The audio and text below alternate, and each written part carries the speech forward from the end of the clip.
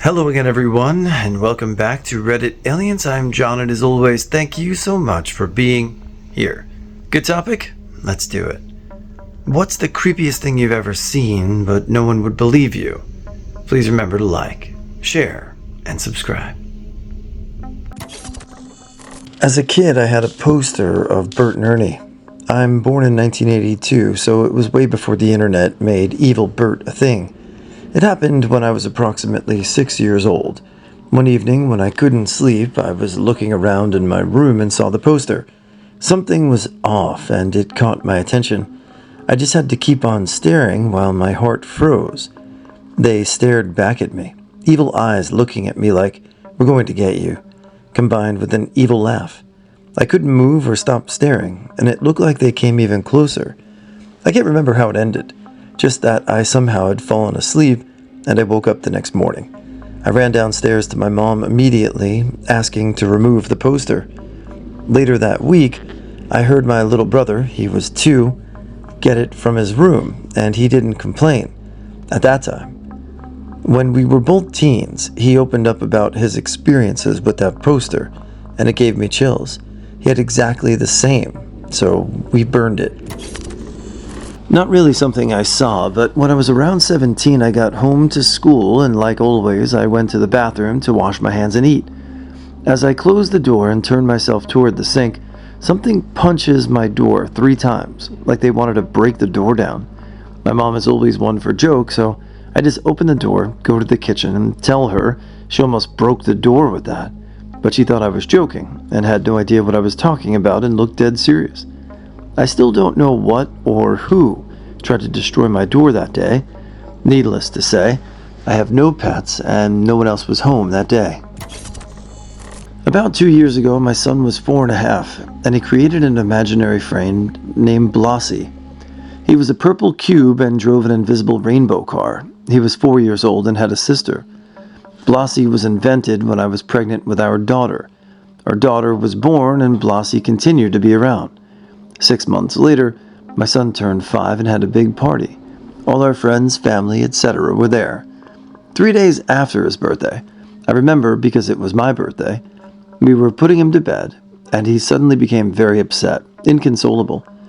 Blossy's light had gone out, and it couldn't be turned back on.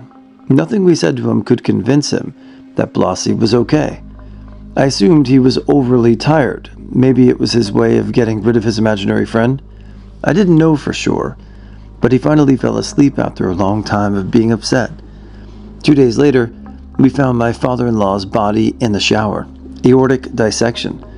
I've had survived the first time it happened 6 years ago, but the repair didn't last. Due to the heart being on winter and the fact that he'd had cold water running on his body for who knows how long, the coroner just used the day we found him as the day of his death. After looking at texts and going through his work things, and when things were due but not having been done, it became very obvious he died the night Blossy's light went out. We never mentioned Blossy's light going out to anyone until after the fact, so no one seems to believe us. My son was very close to his grandfather, so it's been a difficult 1.5 years. He lost his grandfather and his imaginary friend. He tells us Blossy is currently on Saturn with his band. My son is obsessed with space, and my father-in-law had always told him his favorite planet was Saturn. Years ago, a friend and I were taking a road trip to Santa Cruz and had entered into the address for the boardwalk into my Garmin. We were both unfamiliar with the area and were relying entirely on this device for directions. I was driving, and the longer I drove, the weirder it seemed. The Garmin was directing us into a forest. At one point, I had my friend double-check the address we had entered to make sure it was correct. It was. But the Garmin kept directing us deeper into this forest. I'm innately bad with directions, so I figured maybe we'd come out on the coast somehow.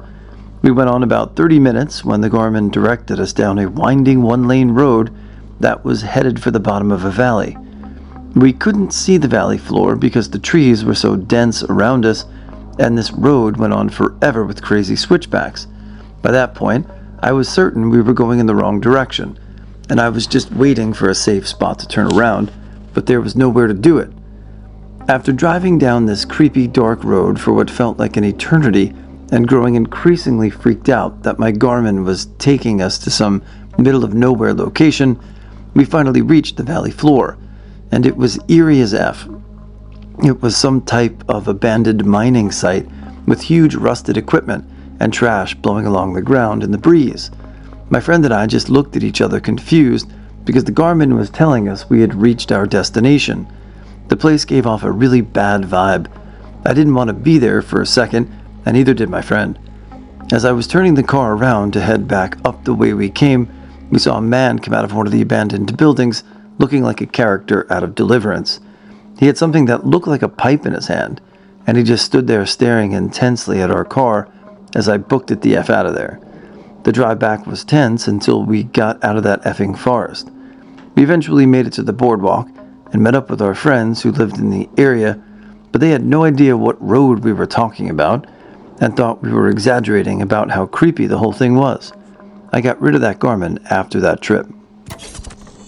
So just outside this scouting summer camp I go to, there's this patch of forest called the Deadwoods. We called it that mostly because each and every tree in this rather large patch of woods were dead. So I'm helping my friend gather up sticks and woods for the survival shelter he's building. It's roughly 5 to 6 p.m., and we stumble into this campsite in the middle of nowhere. Nothing is near it, and the camp's main grounds are almost 1.5 miles out. We're somewhat unnerved by it, so we decide to walk back. While walking back, it started to get dark, and I kept feeling like we were being watched, so I kept looking around. I never saw any animals or other people. When we ended up about 5 miles from the camp, I, for some reason, decided to look behind me and up. Sitting in the upper branches of a tree was what looked like a person, but with these large eyes with vertical slits instead of pupils. I just kind of pushed my buddy out of Deadwood and back to camp, saying we'd miss dinner if we didn't hurry. And when I asked a counselor about the guy I saw in the tree, he just said I had an active imagination. I still don't know what was in the tree, although a few years after that event, I did find out the campsite was owned by the camp and was part of the organization that maintains the park. I was around 9 or 10 years old, your typical run-of-the-mill child. Loved football, video games, and Warhammer. I lived in a relatively small town, 2,000 people, in rural Scotland at the time. One weekend, instead of being outside playing with my friends, I found myself home alone in the family computer room, minding my own business, browsing sites like Miniclip or whatever. I suddenly get the bright idea to search for mysterious places on Google Earth. Awesome. I can finally see what really lies in Area 51. After several minutes of scoping out the Earth, I think to myself, you know what? Let's see where Al-Qaeda is hiding. So I typed in Afghanistan into the Google Earth search box. Scrolling through, nothing. As expected. If you've ever seen Afghanistan, it's all mountains and desert. My brother was deployed there and says it's the hottest and most boring place ever. Feeling unsatisfied with my pursuit to locate a terrorist cell myself, I exit the computer and head downstairs to the landing. The phone rings. I look on the handset, and it was those new phones that show caller ID and location. I froze dead in my tracks. The phone rung and rung for an eternity. It was calling from Afghanistan. I don't know why I answered. Perhaps it was my prepubescent courage or sheer naivete. But I answered. I was greeted with incoherent shouting in what I presume was Urdu. I can still remember the moment and relive it often. I dropped the phone, sprinted out of the house to my shelter of my nearby friend's house. I retold the story, but it fell on deaf ears and still does to this day. The single most terrifying moment of my life. I don't know if that was just a very unfortunate circumstance or some type of elaborate prank or whatever, but if I was that age, that would probably freak me out too. Probably freak me out today. So, well, cool.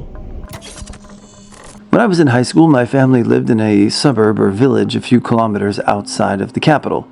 Now, this place is relatively close to a projects area. In my country, we call it a squatters area. And the consequence of this is that place is prone to robberies and break-ins. Luckily, or for some reason, our home is the only one not yet touched. It was also one of the biggest, if not the biggest. A tiny detail about said home: it's enclosed by walls with a gate. Inside those walls is a garden and a garage. There's another door into the house from the garden. Most of my family members' rooms were upstairs, and mine happened to be the only one downstairs, a few meters to the main door. One day, my dad wanted to extend the master bedroom terrace, so we called upon some workers. One of those workers left a ladder in the garden. We didn't know about this. So that night, while I was playing games, I heard a ruckus outside. And my stupid idiot self thought I should go and check it out. I took a knife from the kitchen and proceeded to the main door. I removed the secondary lock, and when I was to unlock the knob and open the door, I heard a voice inside my head. No, don't open the door. I shit you not. That was more than 10 years ago, and I still remember that voice clearly, and so I didn't. The next morning, I woke up to my dad yelling in the living room. He said someone tried to get into their air conditioning hole using the ladder. He was furiously asking who left the ladder, and why none of the maids checked. There were obvious signs that someone did move the ladder and messed the garden in the process. Imagine what would have happened if I opened the door. How many were they? Would I have been stabbed? What about my family? I'd like to think that there's been an angel watching over me since then. When my grandmother died, I was around 19 years old. She was my best friend and pretty much raised me. She was the only person that ever truly showed me love, and when she died, I felt like I was all alone in the world. She had suffered a long time with late diagnosed cancer. That was from the talcum powder ovarian cancer connection that is mentioned now on TV all the time. I was really bummed that I lost her and was not dealing with it very well, because I really felt like this huge loss of the only security I had in life at the time when it came to someone I could truly count on. Shortly after her death, I was walking down the boulevard, and suddenly there was a vision that I saw before me. It was my grandmother's face, but she looked much younger than I ever remembered her, like she did in some of the pictures I've seen her in, after she'd gotten married. She looked so incredible, and the only word that came to mind was perfection. She looked like perfection. I knew she was in a garden, a beautiful garden, and she looked incredibly content and happy beyond any type of happiness you see on earth. I could tell she was with someone that she was very happy to be with, and I felt this person was Jesus. It was sort of ironic, because one of the songs that was played at her funeral has lyrics that say, "I come to the garden alone, while the dew is still on the roses," and it talks about walking and talking with Jesus, belonging to him, and the joy of being there with him. I knew it wasn't my imagination, because it happened so suddenly, and after it happened, I had this total shift in my heart, mind, and spirit. It was as if I was totally at peace with her being where she was, because I saw how much more perfect this plan was than her being here with me to suffer and be old and sick. She never was incredibly happy ever since she lost her husband when her children were young.